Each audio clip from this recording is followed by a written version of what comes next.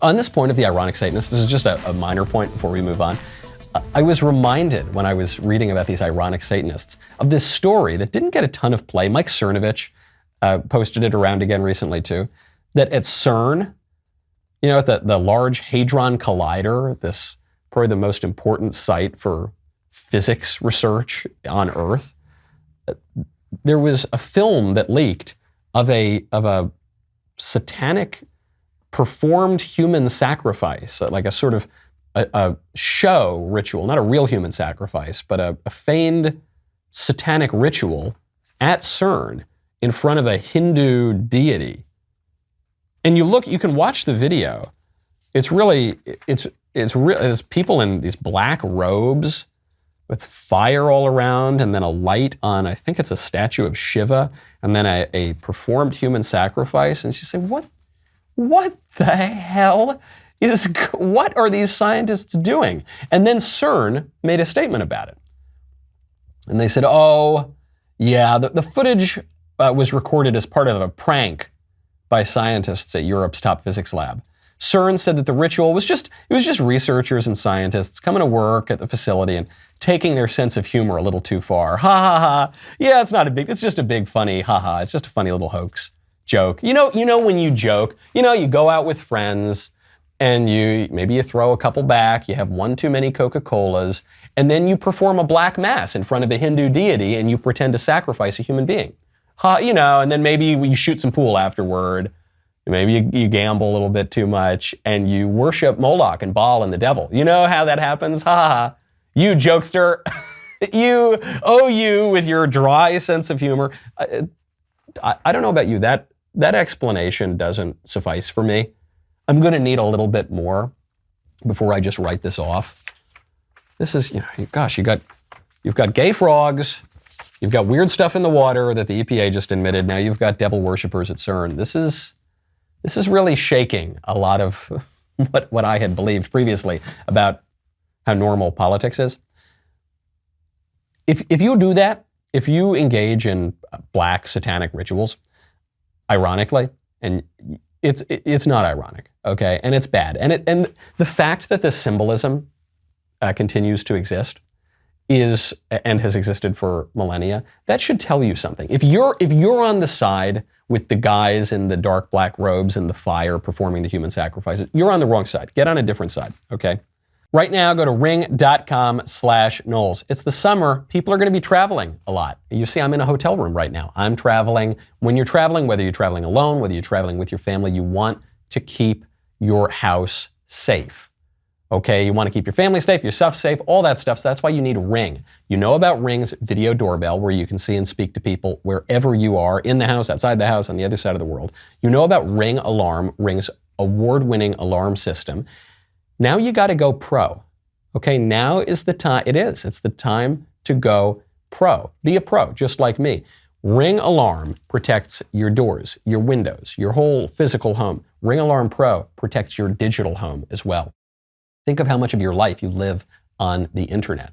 Would you protect your physical documents? Would you protect all your financial documents? Would you maybe shred them, put them in a safe place? Well, if you would do that, why wouldn't you protect your digital life, where you've got so much more information? Protect the whole thing. Ring is the way to do it. CNET calls it a giant leap for home security. Go pro. Be a pro like me. Head on over to ring.com/Knowles, Knowles.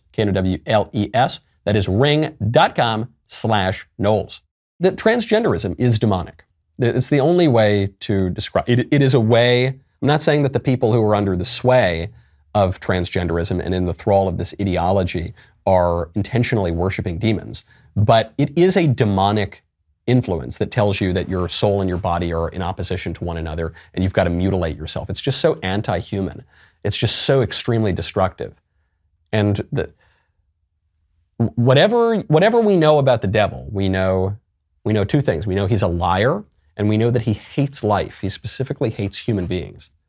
And so when people are really anti-human, when they're really anti-life, and when they ground their ideas on manifest lies, you got a sense that the old devil might be lurking around somewhere, and you probably want to get on the other side.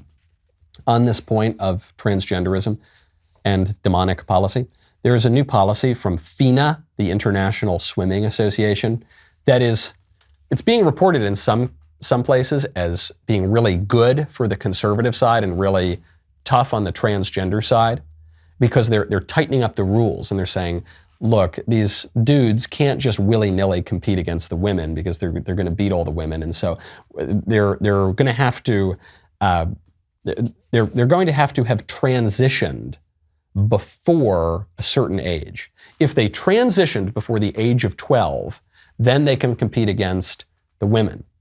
But if they transitioned after, they can't do that. And then FINA is going to try to create an open category for these sort of sexually confused people to compete against one another that isn't the male category or isn't the female category.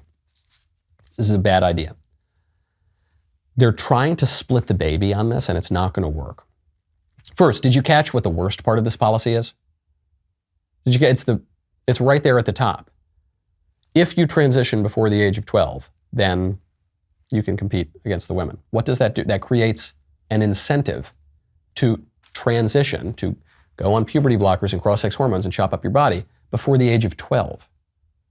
What happens when you create incentives? You get more of that behavior.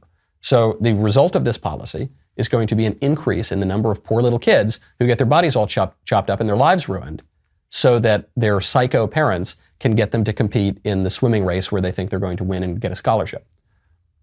That's the first part of it. Second part of it, this open category just punts the question.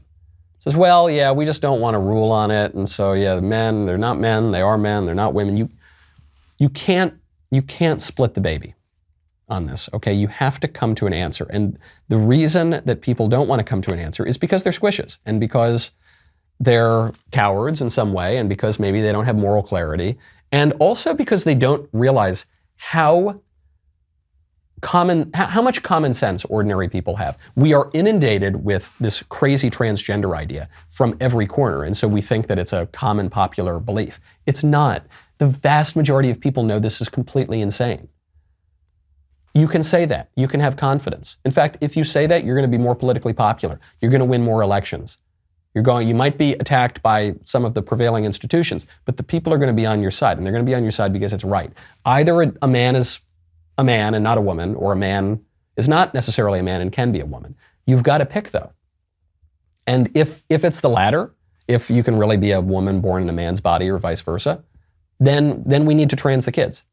And then that's fine. And then we can incentivize it below the age of 12 or even younger, because it's true, right? Then it actually would be cruel to let the kids go through puberty. But if it's fake, which we all know it is, if it's just completely absurd, which we all know it is, then you shouldn't do it at 12 or 14 or 20 or 75. It's wrong and destructive. We haven't lost this issue. There are some conservatives who want to preemptively surrender this issue because they're the surrender party, because they're the John Cornyn party, because they're giving in on very important issues, not just gender, talk about gun rights, talk about constitutional rights, without any need to whatsoever. But we haven't lost this issue. We haven't even lost marriage, by the way.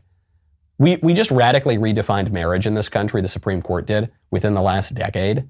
Changed the definition of marriage to something that is completely unrecognizable from all of human history. And then what happened? The squishes right away, they said, okay, it's over, move on, time to move on. The squishes were thrilled when the Supreme Court redefined marriage. It's over, got to move on. It's not over, guys. It's not over. Actually, people are still standing up on this issue because the truth is on our side. I'm glad you liked that clip. Now, this is very, very important. Don't,